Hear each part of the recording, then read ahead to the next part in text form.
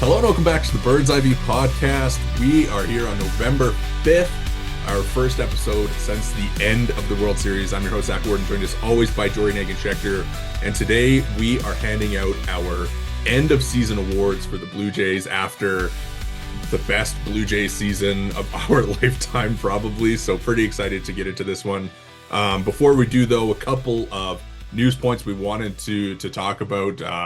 Shane Bieber opts in to his player option, surprisingly, kind of a stunning development and a really huge one for the Blue Jays in their rotation. And John Schneider, on the other end of the surprise scale, is named a finalist for Manager of the Year. Jory, first off, how are you doing? How are you feeling? And I'll let you start with Bieber. Yeah, I mean, the wounds are still fresh. I'll say that much. I've been talking to people at work, and my talking point is basically I can talk about what's coming next for the Blue Jays. I can talk about, how I'm feeling about the Blue Jays. But if you ask me to analyze Isaiah Kiner-Falefa one more time, I might physically throw up. So, needless to say, the baseball calendar marches on regardless. And as such, I've got my nicest suit and tie on, and by suit and tie, I mean just a tie. And we've got some awards to hang out. But the Bieber stuff obviously is a huge surprise, and really speaks obviously because there's nothing else it could speak to is the incredible camaraderie of the team.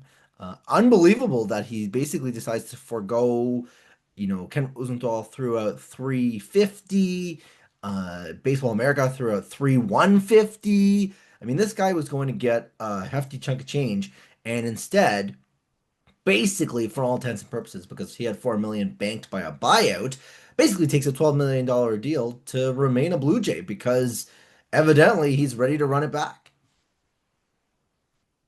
I'll admit I don't understand it from his perspective. Like as much as I've, thought through it and tried to parse what the reasoning would be for him. And, obviously $12 million is fine. $16 million is nice, but at the same time, I mean, man, like you could have gotten, seven times that on the free agent market. So interesting decision to say the least, and obviously definitely speaks to the culture that the Blue Jays have built, that this guy who could have, further built on his generational wealth chose to come back for 1 year. And maybe, in his mind, it's I'm going to come back and run it back here and pitch well and then hit free agency off of a full season where I look better so I can, maybe push my value or my potential earnings way up. But, at the same time, I mean, the Tommy John honeymoon has been a real thing, right? It's like 300 innings and teams know this, and he's going to use up some of that honeymoon pitching on a $16 million deal. So, great for the Blue Jays, especially when they had, some holes in their rotation with Bieber and Scherzer and Bassett all hitting free agency. So now you fill one of those holes with Bieber, who was one of the higher tier pitching options available, and you save some money there with him, and now you can take those savings and probably put it towards your number one starter. I mean, you think about what this Blue Jays rotation was likely to be without him. It was really Gosman, Savage, and Barrios, Barrios, Lauer. It was a bit of Bowden. a cluster bleep, and all of a sudden you've basically added a key cog in the rotation for less than really it cost to get Max Scherzer last year. Yeah. I mean, I know that, leading into it, you were saying that you probably weren't too thrilled at the idea of bringing Bieber back because of what it was likely going to cost, right? Like it was, Yes. that 375, like you said, BA said 5 150. But I mean, for 1 year and 16 million, it's basically, you say Scherzer, it's like last offseason what Alex Cobb got, what Justin Verlander got. Like this is a guy who, you know, he's not we saw some of the inconsistencies, I guess we could say, but like this is a really, really good starting pitcher and like just a really, really nice development. Yeah, enormous development. Like this is what between 5 to 10, 15 million less than the the qualifying offer. Yeah. Like this is chump change really for a baseball team. And And to get the Bieber back Jays for can, this, and like if he throws well, they can put the qualifying on him next summer. So it's a huge win and in every way, shape, and form for the Jays. And I mean, obviously, again, like you said, speaks to the culture of the team. Just yeah. overall, full marks. I'm not sure how much of a role the Blue Jays would have played in this, but full marks to the Blue Jays for being able to foresee this. We had talked when they traded Cal Steven. We were like, this is a pure rental. Yeah. Turns out it's not. I think we said if he opts in, it's like the worst case scenario because he pitches bad or gets hurt or something like that. But I texted you this last night. Like he pitched a huge game for them in the ALCS.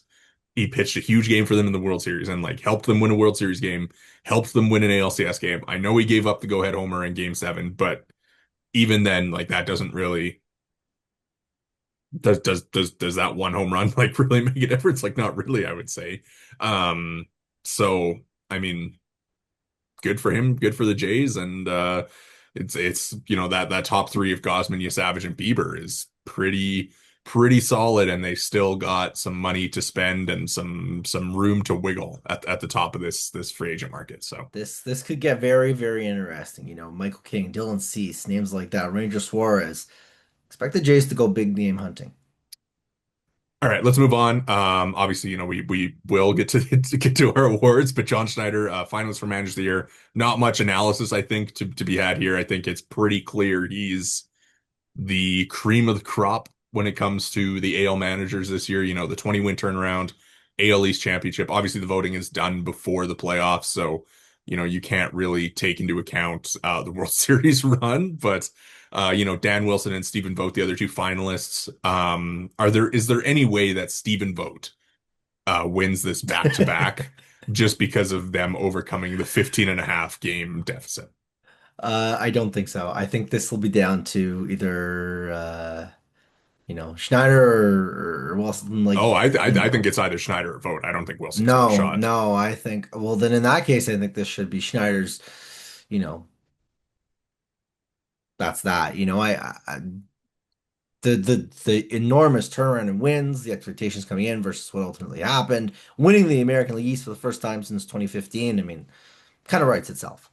Yeah. And they frequently got big contributions from unheralded names. It seemed very often that he pulled the right lever this year. Pinch they hit so well in pinch hit situations. Obviously a lot of that is on the players and on the preparation that they have, but John Schneider certainly looks good for it all. So I would Sure, that'll help expect his case I would as well expect I with believe they're handing it out on November 11th, I believe will be when he gets yeah. the So we'll see if the extension that is presumably incoming gets yeah. impacted by that. Yeah, That's the resume. we'll be talking about that on Friday, I'm sure, when we'll find out more tomorrow. But we've kind of gone around a little bit. Let's get into the awards. Obviously, our third annual award show here on the Bird's Eye View podcast, the noted birdies, as we have dubbed them. And so I guess I can give a little bit of a background. Obviously, this worked a little bit different when we had Jake with us, but what we do now is the both of us file in our three-person ballots. This year we have way more awards to hand out than we have in the past, thanks to the playoff run, and I tally them up. So Jory does not know who is going to win these awards, and I will unveil them one by one, and we'll kind of discuss our picks and our ballots. But um I guess we can start kind of with the regular season ones. I think those are, pretty obvious at this point. But let's just jump right in. Let's go straight to MVP of the season, and perhaps no surprise, but it is George Springer. George Springer, what an unbelievable year from him. We've discussed at length the incredible turnaround that he had going from a guy back in April and May that we basically figured, maybe not even May, but March and April. The assumption coming in was that this guy was going to get Jose Abreu. And he turned out to be a top five valuable bat in all of baseball. The Third highest turnaround, WRC plus. just incredible. Just remarkable stuff from him. Um, I think unshockingly, an easy selection for the MVP of this team. He also just had like so many moments. Obviously, the ALCS homer is certainly one. But you think back to the Canada Day homer, it seemed like every time there was a big spot and he was up at the plate, he was coming through. I think a lot of like his first to home dashes where, it just looks like he's the happiest guy in the world to do that. I think also like the leadership that he has, the leadership that he has on the team, very, very important as well. And I mean, like we said, 166 WRC plus, 32 homers, 18 stolen bases. 106 runs scored. Like just incredible, incredible stuff from George Springer. And really you had asked me a while ago, like, is George Springer on the level of excellence after the season? And at the time I had said no. But I think after the ALCS homer and everything that's gone on to this season, I think that that's probably a level of excellence guy. Yeah, I think there's a couple level of excellence guys on this Blue Jays team. Obviously, pending the results of Bo Bichette's free agency, but I mean, certainly Vlad, and I think at this point, you feel pretty good about Springer probably ending up there as well. Yeah. So our ballots, both of us had Springer first, so he is unanimous number one finisher. And number two on number two in the final voting is Vlad, number three, and then we have Bo third and Kirk fourth. I put Bo second, you put Vlad second, I put Vlad third, you put Kirk third. So I mean obviously, war totals hands it to Kirk. I put Bo third just because of, I think how important that he was to the team before he got hurt. Obviously he led the team in RBIs and he only played he missed kind of the end of the month. Like I just think the amount of time where he was driving in runs at the four hole spot and I mean you look at win probability added to this team. I mean it was Vlad one, Bo two, Springer three. So um I think that's why I went Bo second on mine. But I mean for you, Kirk, like I don't think you really need any explanation there. He had such an excellent season on both sides of the ball. But I mean, if you want to, I think this might be the only time that Kirk appears on any of our ballots. So, I mean, if you want to give him some love here, it's Yeah, definitely well deserved. absolutely. This was a key cog in this Blue Jays lineup the whole year defensively. Uh, I mean, just critical, robbed of a Gold Glove in real life. Yeah. Just um, a remarkable turnaround season for him. Signs that big extension before the year and comes back. And obviously, we remember, last spring. This is going back to 24. Uh, didn't get to camp on time, and in the end, it kind of showed. And this year, getting the full spring, obviously, and then coming into the year, and he started slow in some respects, even if I recall correctly. He certainly didn't come out of the gates roaring hot, but just a steady, strong season on the whole, and a really important part of this Blue Jays team. Obviously, it's a little sour with him being the last out of the World Series, but at the end of the day, this was a guy that has very firmly cemented himself as a key core piece of this Blue Jays team. All right, let's move on. Hitter of the year. I mean, very similar to MVP. George Springer unanimously wins that one. And then both of us went Vlad second, and both of us went Bo third.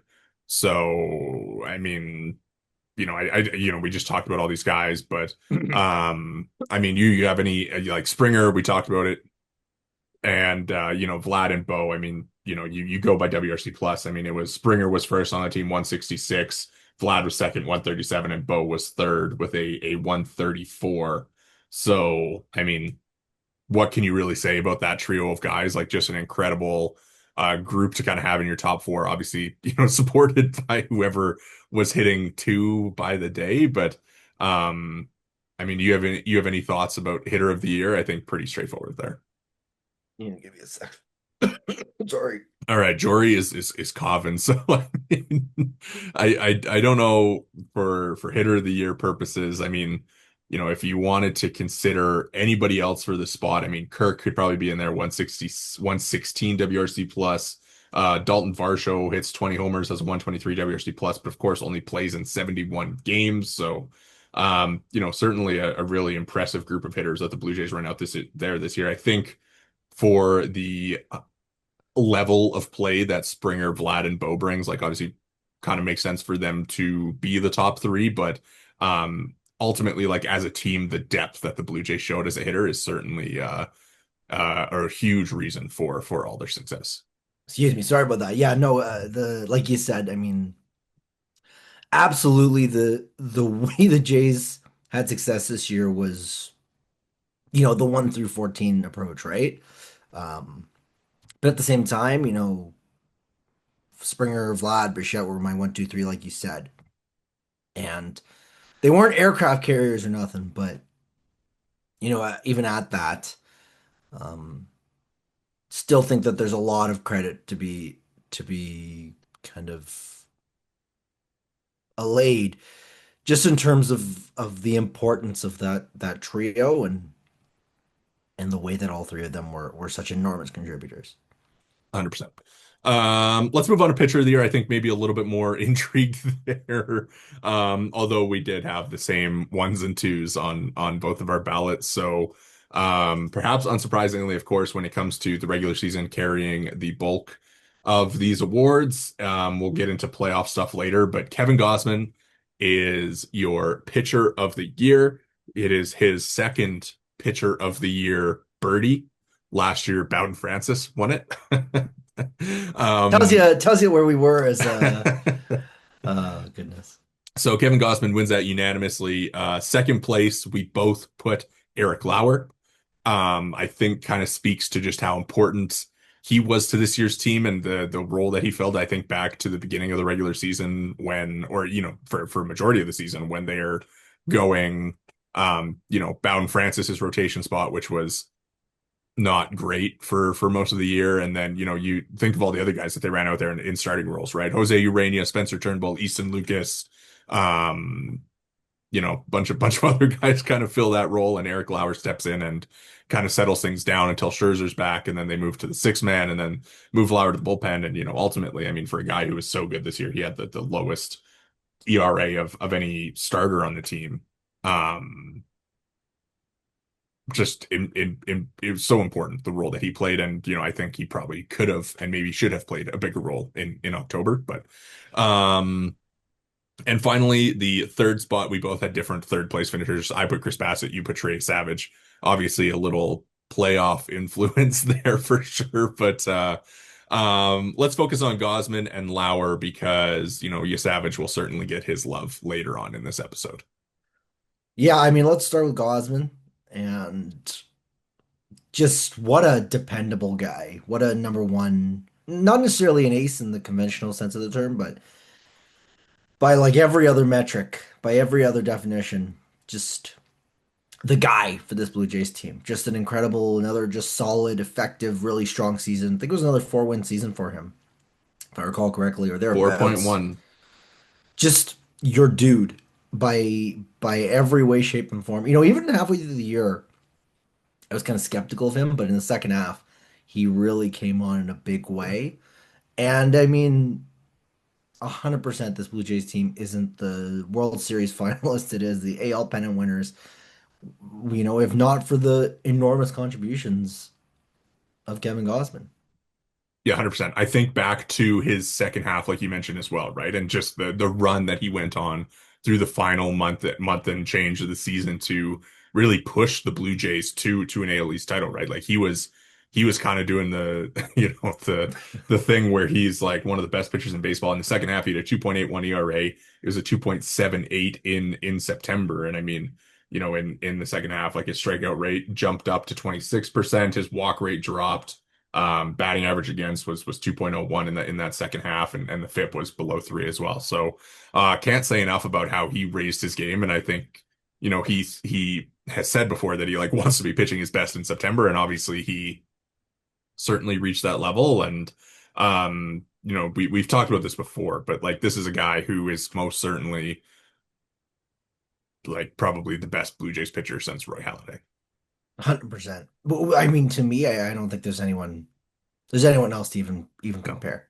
No, it's been an incredible run, and it's amazing to me that we are heading into year 5 of Kevin Gausman of his 5-year contract. Like just how time has kind of flown over the course of these 5 seasons. You have any Lauer thoughts? In some ways, it's almost kind of like he's not the pitcher of the year, but you want to talk about a guy that just contributed, you know, everywhere and anywhere. I mean, for me, Lauer, he's not your pitcher of the year because the raw results aren't there, but just what a remarkable season. He basically pitched in every role for this team and had enormous success pretty much in every spot he was asked to. Bounced around from the rotation to the bullpen, was not even on the team to start the year. And I think I had even said if he's pitching for the Jays, something has gone terribly wrong. And for him to be such an integral part of this Blue Jays team, to be such an enormous part of the reason why they were able to bridge that gap when, several pitchers were down, when things were kind of all over the place, when Scherzer was out, and, just a really, I think, remarkable year from him, especially when you consider he spent 2024 in Korea. Like, this was not a Yeah. guy that you penciled in for really much of anything, and his contributions were enormous. Yeah. Let's move on. I think a good pivot point to reliever of the year here.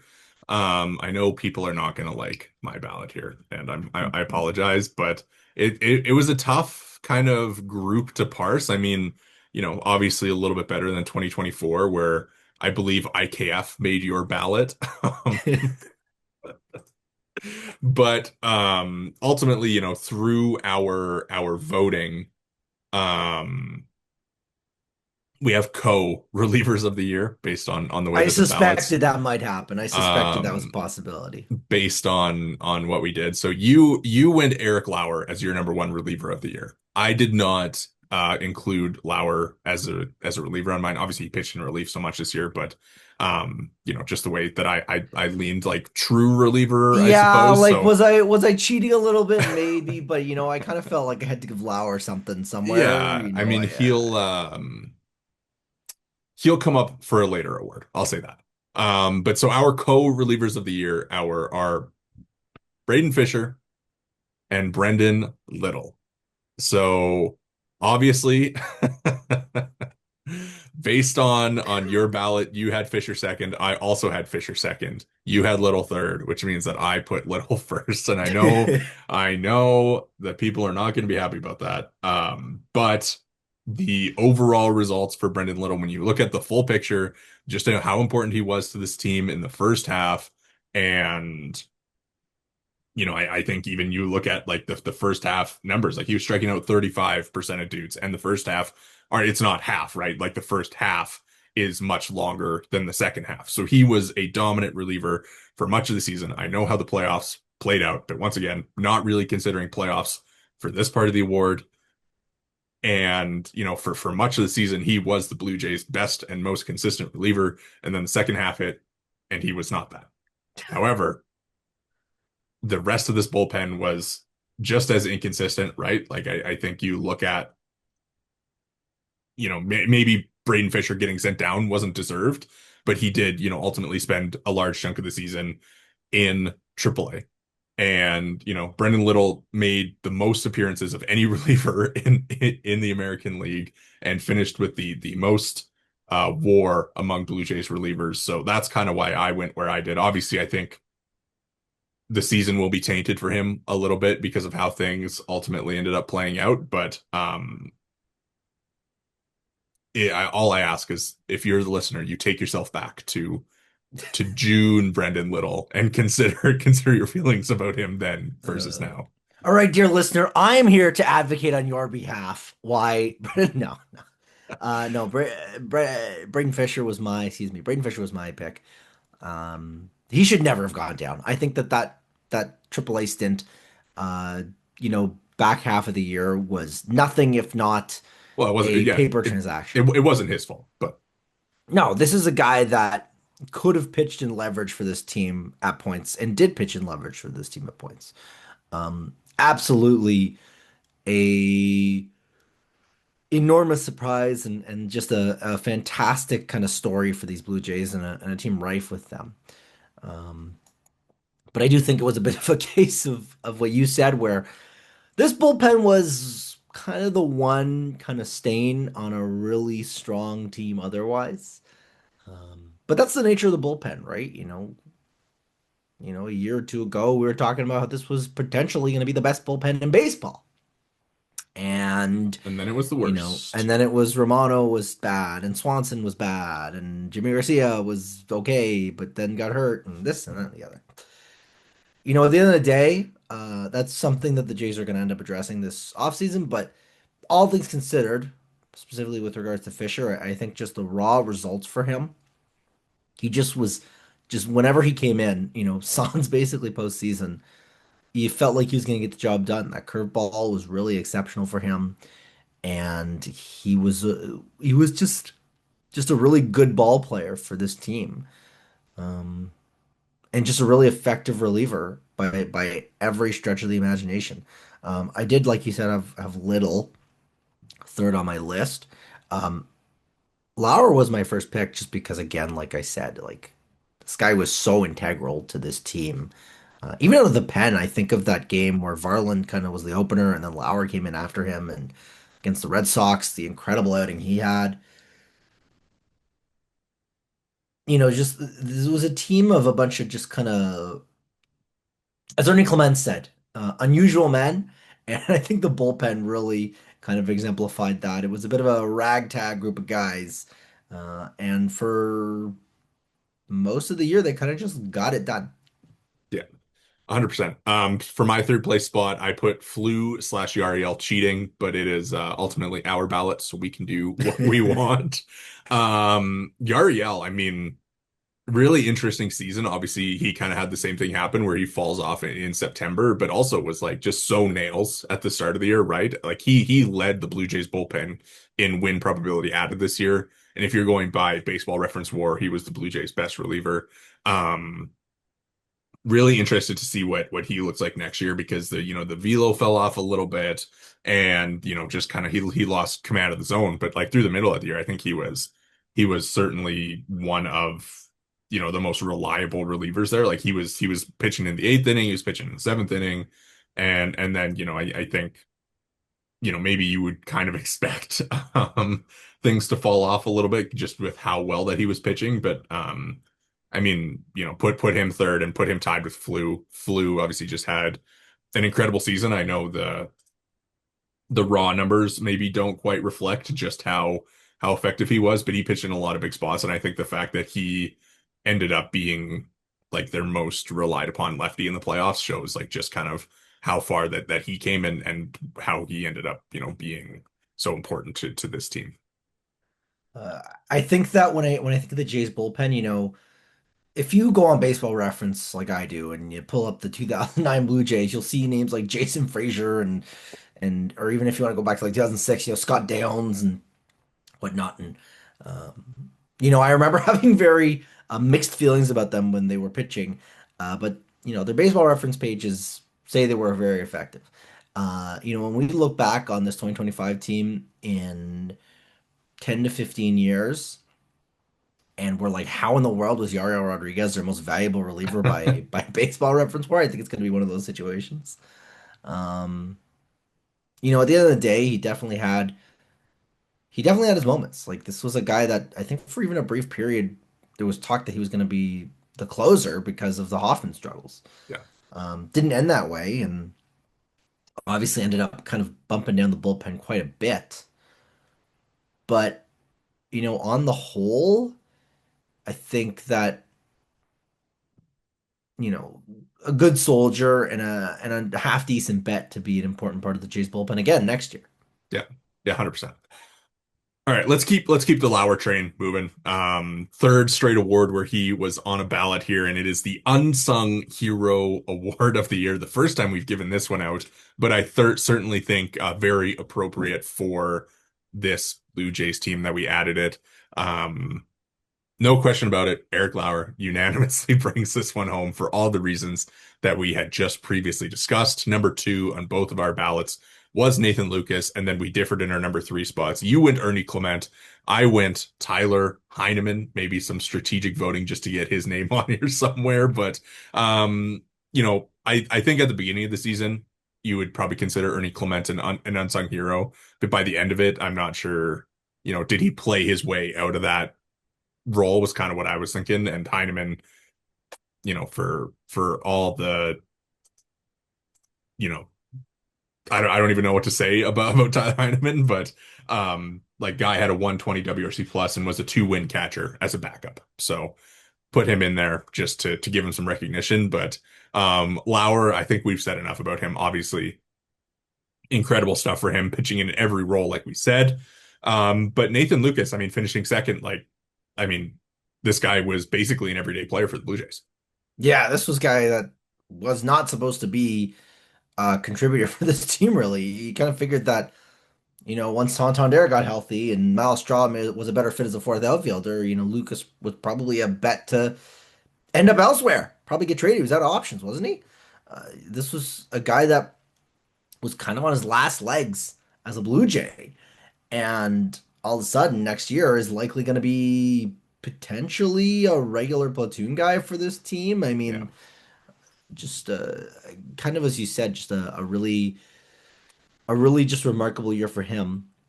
I do think that Clement, like you said, obviously a little bit played his way out of the unsung hero thing, but I think if you consider where expectations would have been beginning of the Yeah. year, this was not a guy that was expected to get to the heights that he was this year. Again, another guy robbed of a Gold Glove and was a four-win player. Like this was a dude that has put himself in discussion to be a core key cog of this Blue Jays team moving forward. And I think by and large, I mean, talk going into the year was that the Jays were going to have to figure out what they were going to do at third base because Ernie Clement was good with the glove there, but not good enough to be a regular everyday third baseman. He's now your guy, presumably at the position, save for Addison Barger, obviously, in his role. So it's going to be super fascinating to see exactly how that ultimately plays out. But just, I think when you consider expectations over the Yeah. course of 162 and beyond, nobody exceeded expectations like him. Yeah, I think if you want to if there was one player who embodied the 2025 Blue Jays, it was certainly Ernie Clement, and that goes on both sides of the ball. Obviously, his postseason exploits were incredible and so important. And like you said, this is a guy who you certainly feel confident about kind of locking into your everyday lineup going forward. All right, let's move on. Let's go most enjoyable player to watch. And, this obviously it comes in the vein of Ernie Clement because he is our winner for this one. You put him first on your ballot. I had him second, and that adds up to a birdie win for Ernie Clement. I'll let you start since you had him number one, but I mean, what to you was the most enjoyable part about watching Ernie Clement? His slide in Game 7 of the World Oh, Series. That's a good start. No, this was a guy that just kind of played just fun baseball. Um, obviously homers and dingers are fun, but this was a guy that was so sure-handed with the bat, or excuse me, with the glove, and with the bat, his ability to just put the ball in play so frequently. I mean, I think of the way he torched lefties. He had an OPS over one against lefties like halfway through the year. Just a guy that was fun to watch, and even off the field, seemed like a really fun dude. Just seemed really personable with the media. You think of his post game, Game 7, and how he talked about just loving the team and his whole kind of vibe. I mean, you hear about him during the playoffs, chatting up with Hazel May on the sidelines, and just I think just a salt of the earth guy, uh, a dude that very clearly is a grinder that doesn't take being a regular everyday player for granted by any means. And I think to me is probably the face, I'd say. Maybe not the face of Blue Jays baseball, but the face of maybe like fan connection and so forth, maybe to this Blue Jays team. yeah, I mean, like the Titleist Ward most enjoyable, and like, is there a guy who seems, maybe Vlad has more fun on the field than Ernie, but not a lot of people are having more fun than Ernie out there. And the fact that he's out there enjoying the game and, all the stuff you mentioned on and off the field, and seemingly, I think even Bo Bichette said he was like a connector in the clubhouse, right? So that's just, I think when you think about this 2025 Blue Jays team in the future, you're going to think about their depth and how, just kind of they had everybody stepping up. And like I said before, Ernie was kind of the face of that guy who embodies his team so well, and is like just such an amazing find and such an amazing development story for the Blue Jays to have him be this guy who, we were talking about as a potential all-star midway through the year, right? So he certainly, and of course the playoff run too. You kind of put that in there where he sets the single postseason record for hits. And I mean, Of all just the guys, eh? like Of all the guys just that do that, it's just it's both amazing. unshocking and entirely shocking. Yeah. All right, so he wins that. Both of us had Vlad third. You had Springer second. And my first place vote, I mean, so I did this in a way that was kind of like it was surreal to watch and like pretty cool. So I put Max Scherzer as my number one choice. Like this is a guy who I probably had never expected to pitch for the Blue Jays. I think like three-time Cy Young Award winner, like guys going to the Hall of Fame.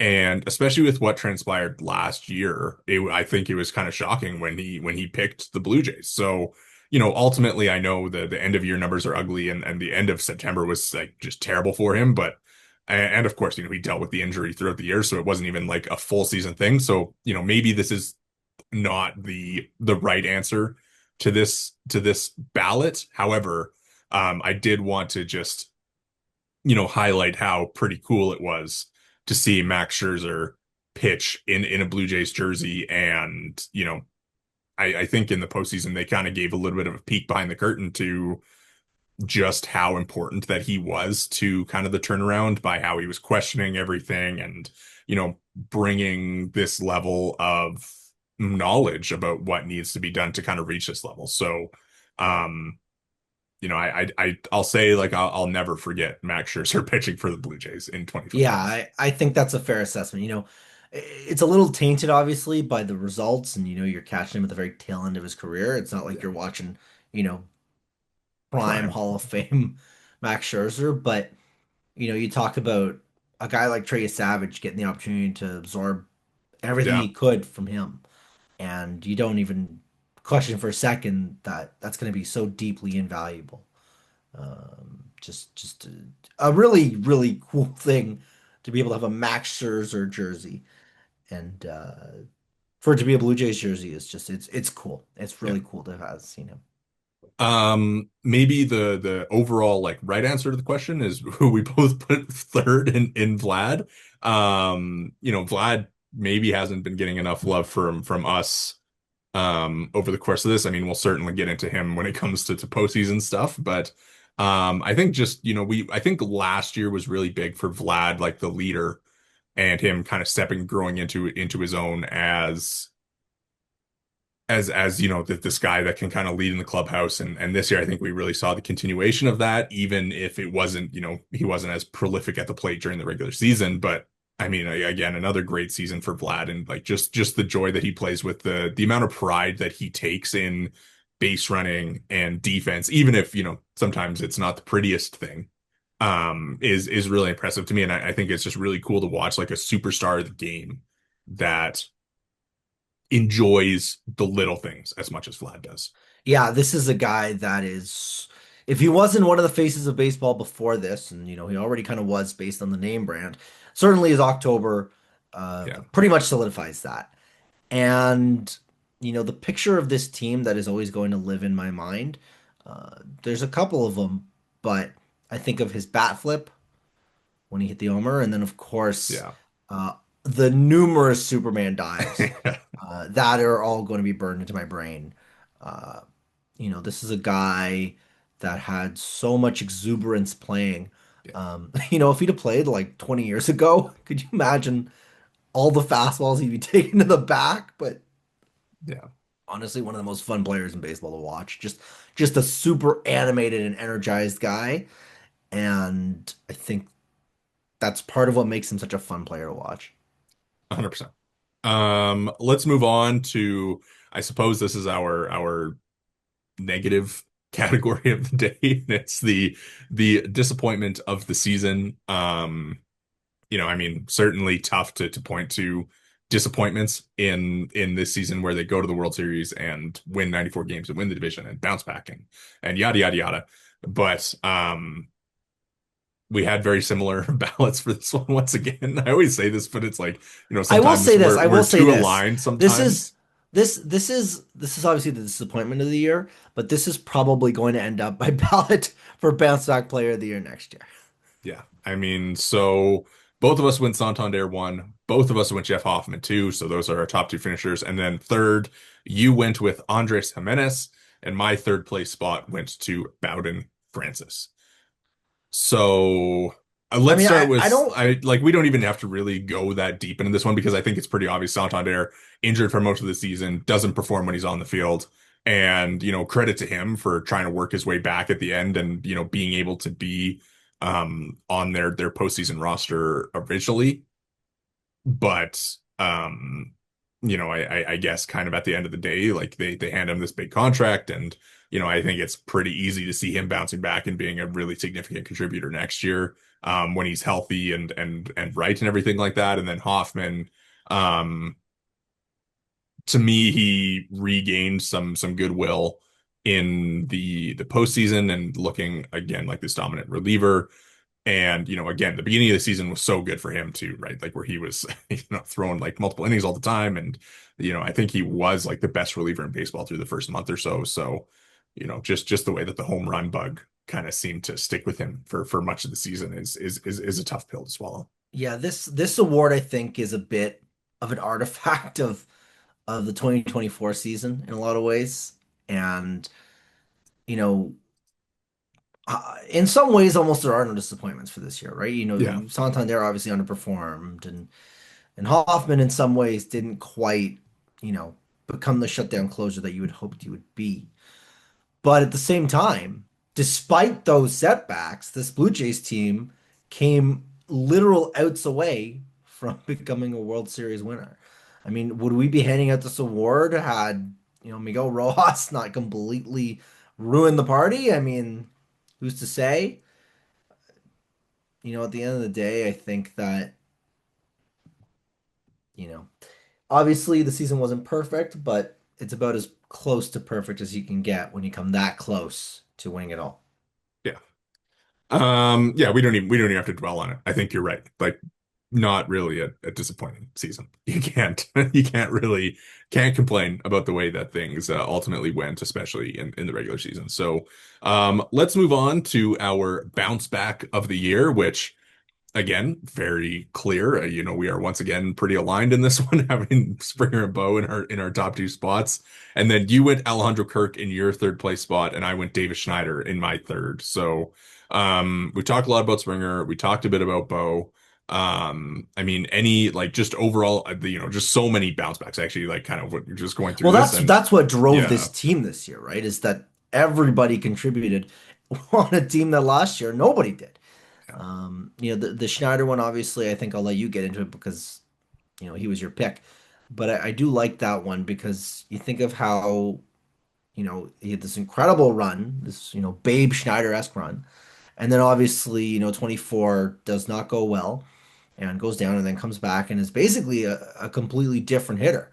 Um, and I think that's a well-deserved vote, but I'll let you kind of get into it. Well, I mean, I think you kind of look at the numbers and they speak for themselves, right? Like this was a guy who last year, he comes off like you mentioned, the incredible debut season, and he comes in next year, and you're kind of thinking this guy might be a contributor, and they disappoint as a team. He plays in 135 games, goes 80 WRC plus, 31% K rate. The walk rate drops. He hits below 200, sticks with the team for the whole season, and then this year comes out of the gate, struggles, gets sent down to AAA, comes back, and he ends up being a 127 WRC plus. His walk rate tick is like 15.9%. So he's almost at 16%, one of the best in baseball. And he cuts his strikeout rate down to 26%. And that's, of course, all including his early season struggles. So, um, for him to kind of be that guy and be, such a good major league hitter and kind of find his way back into it, especially after the demotion, right? Like this is a guy who, gets called up at 24, succeeds, struggles, and then gets sent down. And like for a lot of guys, that could maybe be the end, right? Especially for an unheralded 28th round pick who it took him, what was it, like 6 or 7 seasons to even make it to the majors. So, I think as far as like bounce back goes, like more important to the story of the 2025 Blue Jays, maybe Alejandro Kirk returning to an all-star level, but I think Davis Schneider's is just as impressive for him to find his way into being this legitimate bench bat option. And, probably on a lot of teams, he would be a everyday player. Absolutely. This is a guy that a lot of people were screaming for him to be a regular everyday player, right? Like, Yeah. I think, as you said, kind of a really good story too. I mean, obviously I gave Kirk the nod. We gave Kirk his love kind of before the bounce back that he himself had. And then obviously Bo as well, going from not playing really, Yeah. the Chris Bryantification, as I had called it, to what he contributed this year. Obviously, that is a remarkable turnaround.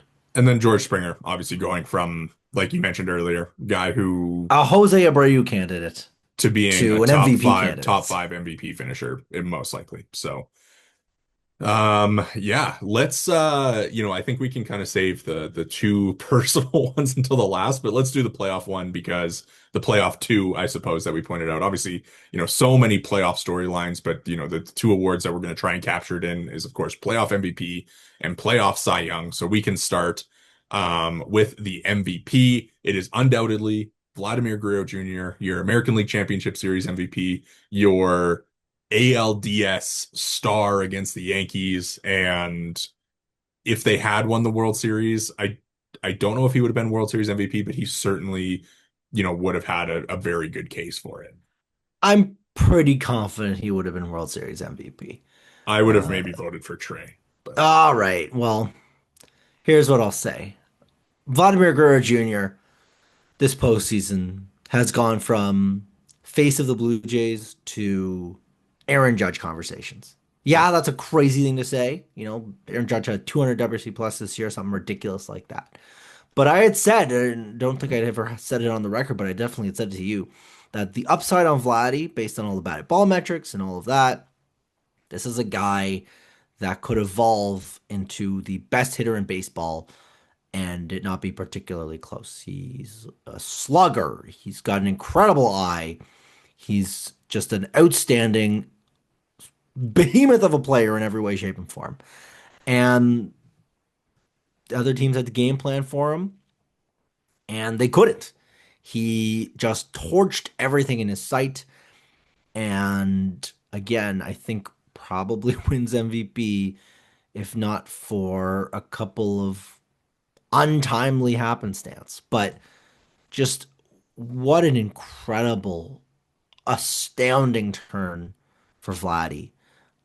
I mean, you couldn't get this guy out in the postseason. It was it was the world's hardest task, maybe literally. Him and I guess Ernie Clement is the other guy that was impossible to get out. But just to me, um, I don't think I can put into words what Vladdy meant to this organization this October and into November. But just an exceptional, exceptional, exceptional year for Vladimir Guerrero Jr. This was bar none the best we've ever seen Vladimir Guerrero Jr. I think I'll read off some of the numbers. Let me prepare for this because wow. 29 hits, a 397 average, 494 on base percentage, 795 slugging, a 517 WOBA. It is 8 home runs. It is 7 strikeouts. It is 14 walks. It's 6 intentional walks. It's a 241 WRC plus. It's a top five postseason in modern baseball history. It probably has an argument to be like the best. postseason in MLB history. And that's just incredible considering that it was, 3 rounds ALDS. It was 7 games in the ALCS and the World Series. Um, I take back what he said. That's the World Series MVP if they win. Um, just amazing stuff. And, we can kind of go on all day about how incredible it was, but we've talked about it a lot at this point, especially considering, all of our post-game episodes, a lot of it was spent talking about Vlad. So we can move on through this ballot. Ernie, easy number 2, postseason hit record with 30, one more than Vlad. Vlad was obviously right there for that as well. Um, It could have been 30. I mean, Vladdy, well, I guess he struck out in that Cam Schlittler pitch that was off the plate, but I guess that wouldn't have been a hit in theory. yeah. Ernie, I mean, yeah, what can you say for him to kind of raise his game to that moment? Like that's a guy who, if you ask Dodger fans, do you know who Ernie Clement was before the series? They probably don't. Even, much of the baseball world at large probably wasn't very familiar with Ernie Clement overall, and everybody knows who that guy is now Yeah. because I mean, he is. there was a an article I saw floating around that Ernie Clement went to go get wings and beer to watch the Bills game on the Sunday following the loss, Yeah, and he got recognized at the bar in Rochester. You know, his life is forever changed because of what he did this October. yeah, this is a guy that is uh, going to be just everyone knows his name now. Yeah. You might not have known him before. You know him now. Third place on our ballots. Different here. Kind of funny how we very frequently have the same top 2 and then a different number 3. But you went with George Springer, obviously. I mean, how can you argue with that given his heroics being hurt and coming back and everything like that? I put Trey Savage as my third, just given the historic nature of what he did against the Yankees, against the Dodgers in the World Series. Obviously, was the Mariners series. He was pretty good as well, and just becoming like the first rookie to do a lot of what he did, and he's obviously going to be a rookie again next year. But I obviously can't go wrong with either of those guys. I would say. Is he Rookie of the Year favorite next year? Um, like he has to be right. Like you'll put him as the favorite again. I've kind of been banging the drum of like you got to be really careful with his arm next year because of like how many innings that he did end up throwing um this season, especially, I don't want to like put comparisons out there, but he did do like more than what is generally suggested for pitchers to leap. So, I think that there are going to be some limitations on his innings pitched next year. But I mean, going in, I would certainly list him as the favorite for sure, depending on say he throws 150 innings next year. That would probably be more than enough to win Rookie of the Year, I would say, if he's, anything like what we've seen so far. Guy's a dog. Guy's an absolute menace, and I cannot wait to see a full season of him in the big leagues next year. Crazy what an absolute ascension he's had, and he's going to be a key cog for these Blue Jays. Playoff Cy Young, I cheated on this one. Mm. I did some strategic voting here because I knew, gun to my head, Trey Savage is my playoff site. You put him number 1. I knew you were going to put him number 1. So I cheated because I wanted to give Kevin Gausman some recognition. So I put him number 1 on my ballot. So we have co-playoff Cy Youngs, and it is Trey Savage and Kevin Gausman, quite obviously. What Trey did in October, 5 1/3 no-hit innings against the New York Yankees. His coming out party, really, where he strikes out 11, sets the Blue Jays record for strikeouts in a postseason game, only to top that in the World Series against the Los Angeles Dodgers, where he strikes out 12 in game 5, where, it's a 3-2 lead is on the line. And like just I can't believe what he did this year. And it's amazing. It's incredible. There's not enough adjectives to describe how this 22-year-old went from pitching in Dunedin, Florida in April to pitching on the world's biggest stage or on baseball's biggest stage against the best offenses in the sport and shutting them all down, and not just shutting them down, but striking them all out. Cal Raleigh, Shohei Ohtani, Aaron Judge. 0 for 10 with I think it was 5 strikeouts. Yeah. That's your stat right there. Can't say enough about him. But of course, I did put Kevin Gausman number one because I wanted to, Savage obviously had like the higher peaks in this postseason, but I think the consistency that Gausman had, where he was like 5 and 2/3 almost every game to start, and then like raised his game in the World Series against the Dodgers, right? And he ends up with a 2.93 ERA in October over 6 appearances, 5 of them starts. Um, is like, we talked about Gausman earlier as our pitcher of the year, but his September and October really, really just showed like how good of a pitcher this is. He's your guy. Enough said. So third on our ballots, you go Louis Varland, who sets the postseason record for appearances, and I go Jeff Hoffman, obviously. Ninth inning home run, now a standing. Tough there. I got this wrong on our game seven recap that was the first run. He'd given up one run in the postseason prior to that. So he ends up with, 2 runs allowed, but the dominance that he showed in October kind of, even with the velo not quite getting back to his peak levels for him to be as good as he was in the postseason where he strikes out 37.5% of the hitters he faced. He walks less than 9%. Um, it's tough that one swing kind of changes that. This is what I was saying off the top. I don't know if I have the stomach to talk about it, but I do want to give Louis Varland some love. Um, Setting the record for postseason appearances. This guy pitched in almost every game in high leverage. He was your Andrew Miller. Maybe he wasn't as dominant as Andrew Miller, but I think he had a really effective, really strong postseason. Obviously, the homers were a bit of an issue, but the strikeouts were there. The walks were down.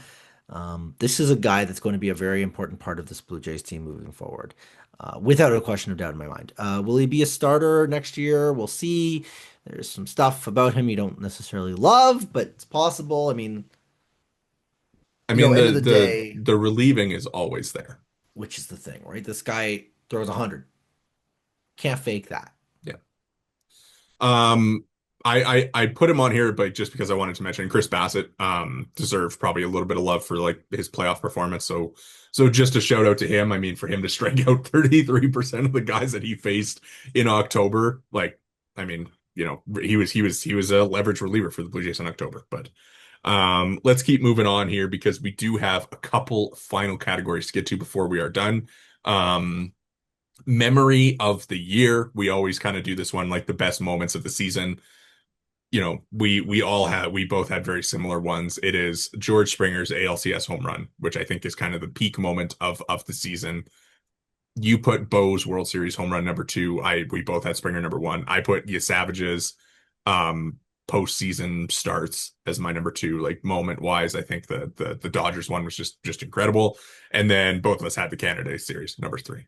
I don't know if we have to dive that deep into any of those. There was so many moments. Like how instead of diving into them, but like how tough was this one for you to come up with three specific moments? Vladdy didn't even get to mention his Grand Slam.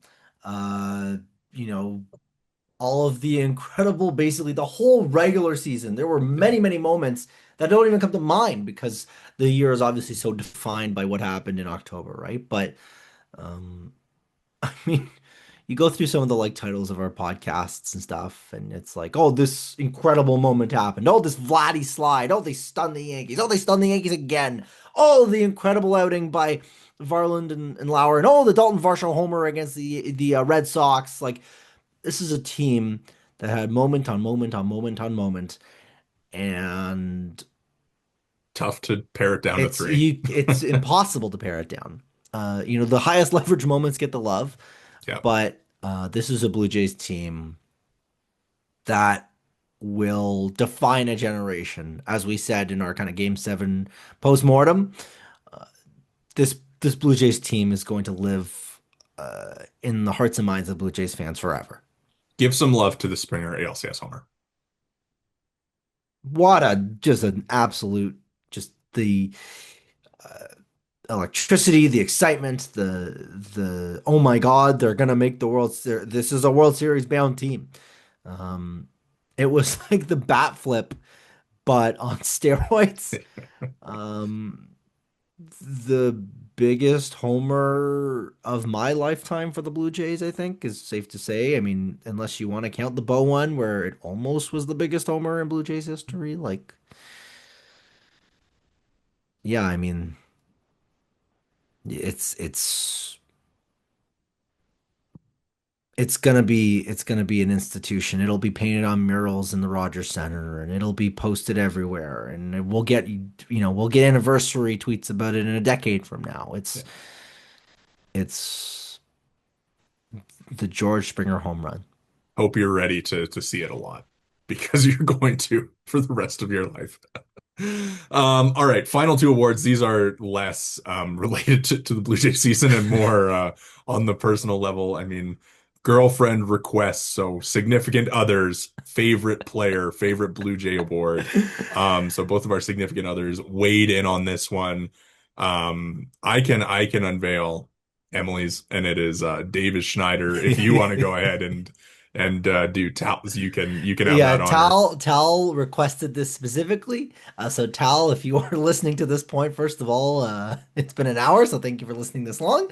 And she wanted me to give some love to Trey Savage because he's really good, he's really young, and he's quote really cute. All right. Well, that's a good way to sum that up. And then the final thing we wanted to touch on quickly here was, we started this year. One of our episodes was doing a draft of the 2025 Blue Jays roster as to who would accumulate the most WAR. And I guess this is a coronation moment for Jory because he absolutely smoked me in this. His team of Blue Jays ended up Ball with knower. with Ball knower. 19.6 F4, and mine ended up with 8. So, you could have taken two of my teams and they wouldn't have been as good as Jory's. Jory's team, I mean, highlighted by having George Springer, Alejandro Kirk, and Vladimir Guerrero Jr., the three top Blue Jays. Um, and of course, he also has Barrios, Bassett, Varsho, who all accumulate a good amount of WAR. And then my team, I think the highlight is having Anthony Santander and Bowden Francis, who almost combined for -2. And then I also went with Bo, Gosman, Jimenez, Scherzer.